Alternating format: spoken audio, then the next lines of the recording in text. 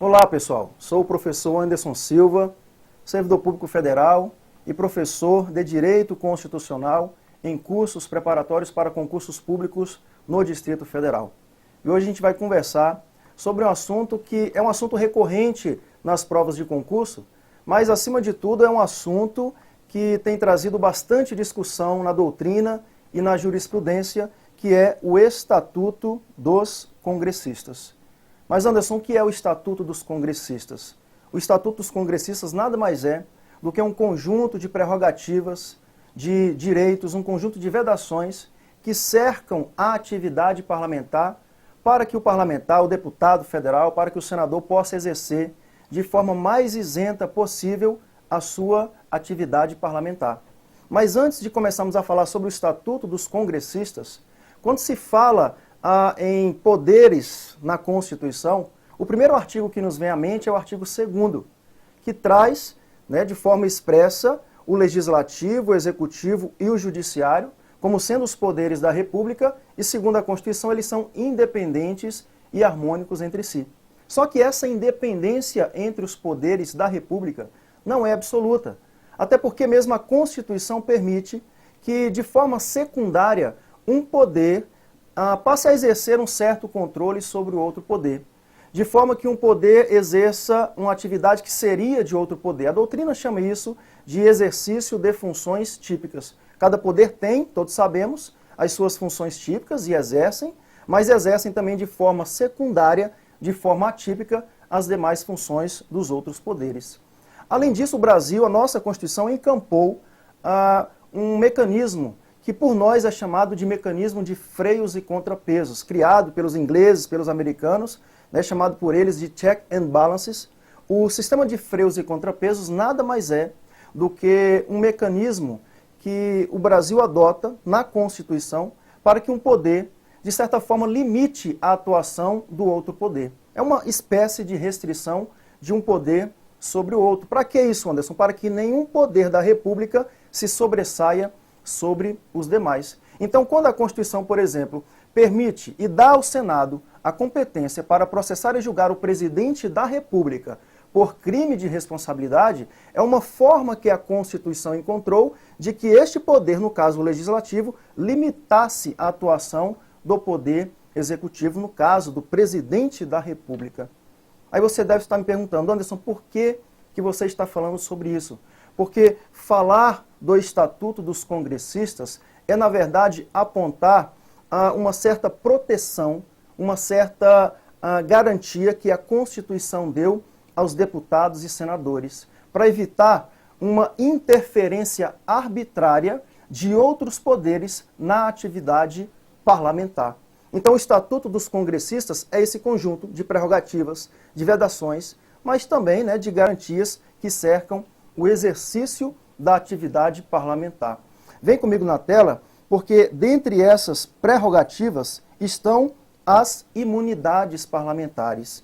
E essas imunidades, que na verdade é um conjunto de regras que vão evitar que o parlamentar seja sujeito às demais regras gerais que seriam aplicáveis às outras pessoas. Essas imunidades, elas são divididas pela doutrina, classificadas pela doutrina, em dois tipos. Imunidade material, que é chamada também de imunidade substancial, imunidade real ou imunidade efetiva, ou conforme a própria Constituição estabelece, a imunidade material é a própria inviolabilidade.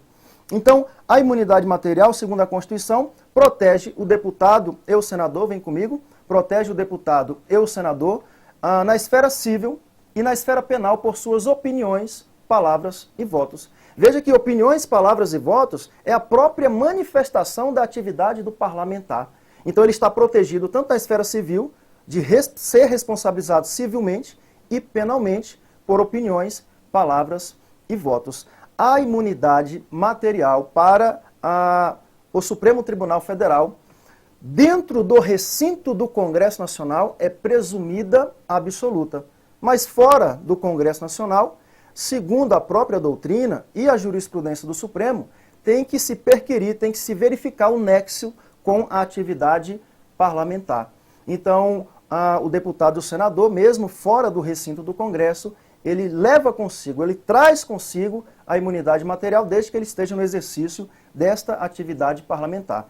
Obviamente, eventuais abusos, a Constituição diz isso, eventuais abusos no exercício das suas prerrogativas pode levar o parlamentar a ser responsabilizado na própria casa, Câmara ou no Senado. E eu trouxe aqui, vem comigo aqui na tela, na verdade são dois inquéritos em que o Supremo Tribunal Federal estabelece aí a sua jurisprudência, por exemplo, em relação ao jornalista, em relação ao jornalista, o Supremo Tribunal Federal, ele tem decisão no sentido, vem comigo na tela, o Supremo Tribunal Federal tem decisão no sentido de que a mesma imunidade que tem o deputado e o senador, possui também o jornalista quando ele apenas divulga, quando ele apenas reproduz as opiniões ou palavras que foram proferidas pelo deputado ou pelo senador. Há uma outra decisão também que consta aqui do inquérito a 1247 de 2002, volta comigo na tela.